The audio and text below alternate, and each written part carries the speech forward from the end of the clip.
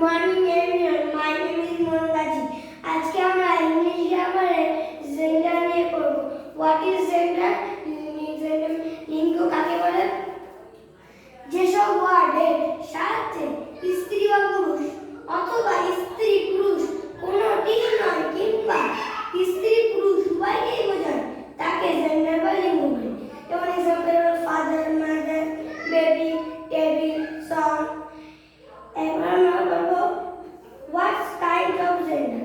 There are 4 kinds of gender. Number A হলো masculine gender, পুরুষ লিঙ্গ, যেমন father, son, etc.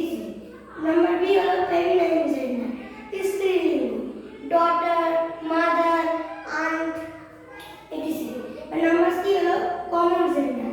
common gender মানে উভয় লিঙ্গ, পুরুষ বা স্ত্রী দুটোকে বোঝাবে, যেমন হলো বেবি, তারপরে বেবি ডক্টর, etc. এবার নাম্বার ডি হলো নেচার জেন্ডার, যেমন হলো ত্রিলিঙ্গ, যেমন পেন,